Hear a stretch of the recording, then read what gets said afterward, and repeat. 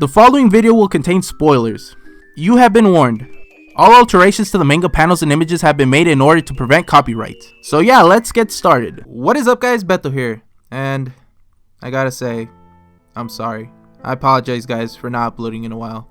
It's just, I've been out soul searching after I read the latest Attack on Titan chapter. Guys, I just couldn't take it.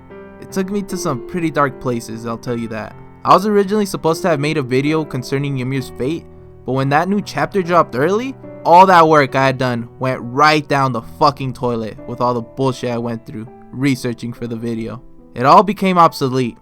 Or did it? Because guys, while I was researching, I found something that could potentially save Ymir's character. But that's a topic for another day, sorry. Now, as for the rest of this video, we'll be going on the assumption that Ymir is dead and was eaten by Marcel's brother, MacLeod. So I guess I just gotta do some good old damage control concerning the new chapter. Chapter 93 was surprisingly very informative. It gave us a much better picture of everything that's going on currently after the 4-year time skip. This chapter in particular set us straight on very crucial aspects of the series, being that we did not in fact know the identities and abilities of all the 9 original Titans yet in the series. We were very much so in the wrong for differentiating Ymir's Titan from MacLeod's Jaw Titan. Turns out they were one and the same. Who fucking knew? My bad, I screwed up. I honestly didn't expect that it was even possible that MacLeod's Titan was supposed to be the same power as Ymir's Titan. Their Titans looked so different from each other, but I guess you can see the common aspect that their respective Titan forms both have sharp teeth and claws. That's pretty much about it. Now with that out of the way, the misconception has been corrected. This will now bring into question who and what is the final Titan Shifter's abilities going to be. Because guys, yes, now that the mix-up was handled, a new slot in the Titan Shifter's roster just opened up. The updated list is officially Eren with the Attack and Coordinate Titan's powers,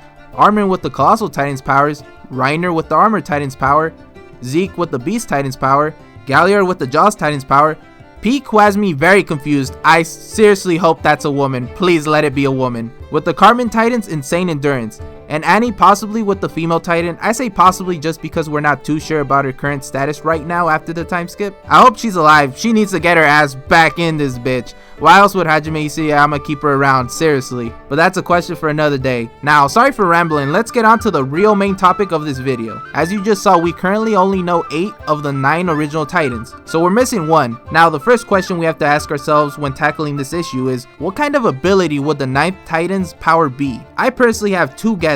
Now bear in mind, these 2 possible powers are based around the information we have received from the series as a whole. I'm not just shooting in the dark guys, saying, oh, it's gonna be a lightning titan that can make thunder strike down from the heavens to send hundreds of thousands of billions, cajillions, trillions of volts of electricity on whatever the fuck it wants, just destroying everything like an absolute savage. So now guys, I ain't doing that.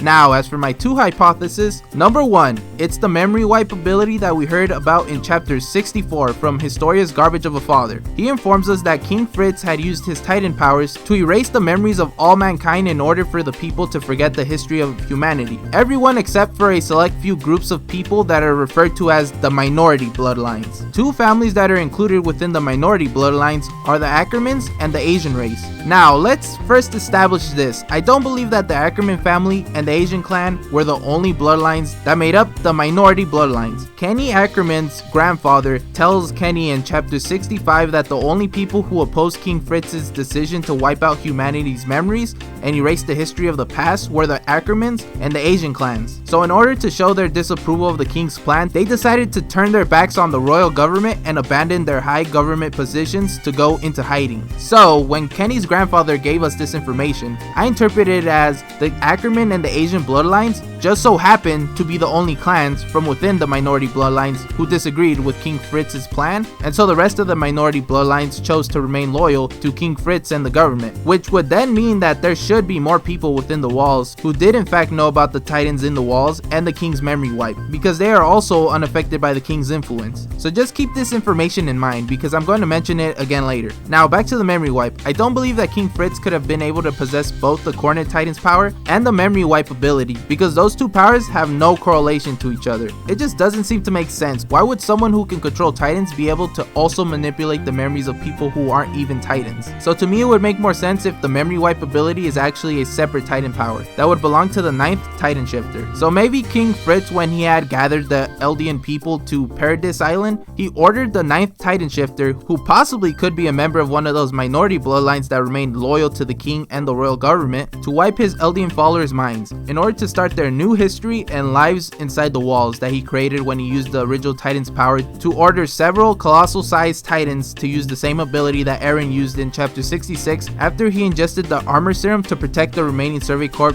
from the falling debris. So that's another way that the events with King Fritz's memory wipe could have played out. And now the next possibility, actually the one that I'm really gunning for, is a flying titan. Yup guys, I'm being serious. Imagine this guy right here with some fucking wings. Yup, that's some certified class S nightmare fuel right there, boys and girls. This dude's older brother would be so proud if he could see him now, man. Now then, the reasons I believe we might get a flying titan as our last titan shifter are as follows. We once had a fake preview drawn by Hajime Isayama himself where he drew what if titan forms for some of the main cast members. You have Mikasa rocking the abs titan, who has abs so chiseled you can grate your cheese with them. Jean is obviously competing with the Cartman titan in the looks department, man. He's got it going on.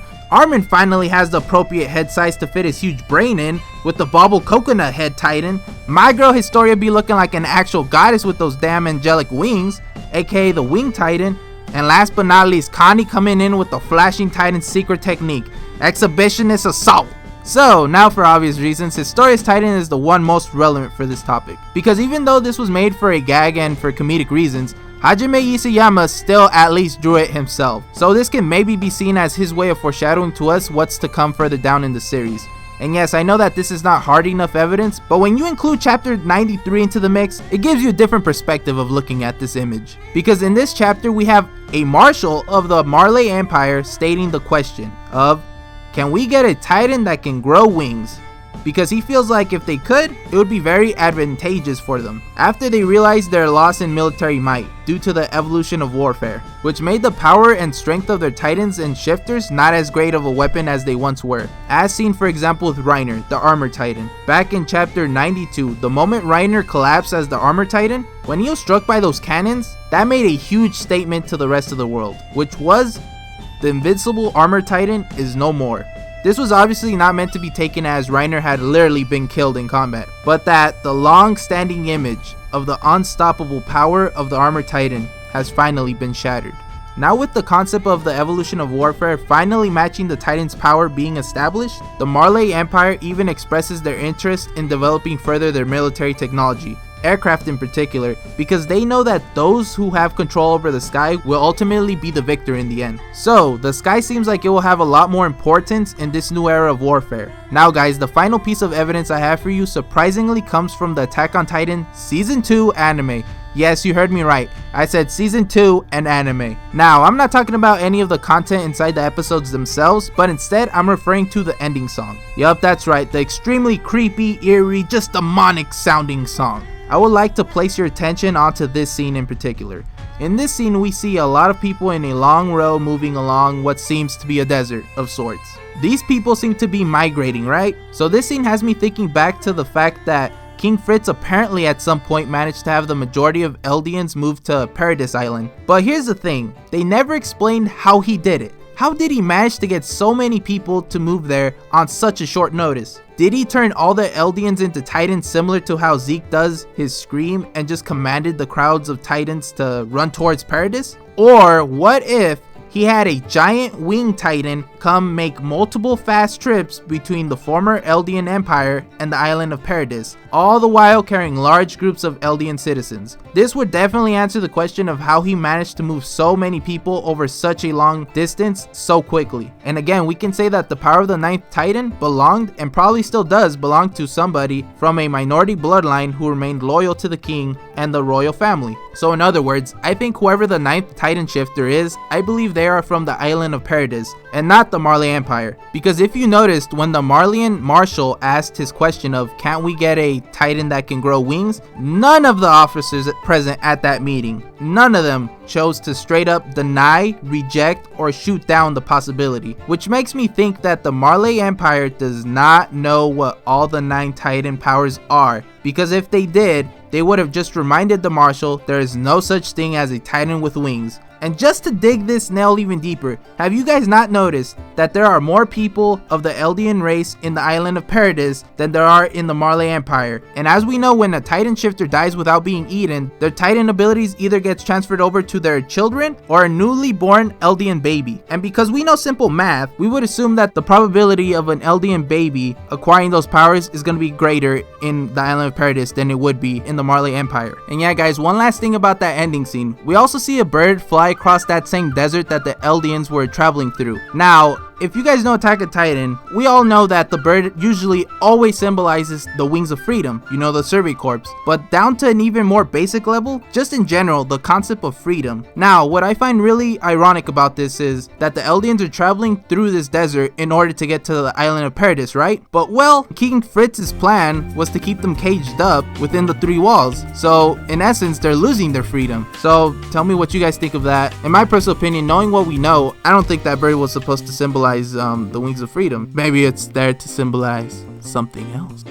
So yeah guys, tell me what you think about my thoughts on what the 9th original Titan's abilities are, and also I would love to hear what you guys think the 9th Titan's abilities are. I think we could get some interesting discussion going on. And yeah guys, comment down below, rate the video, feel free to subscribe to this channel if you guys are new. I would really appreciate it. Share the video around, it helps out the channel. And yeah guys, as always, stay gold.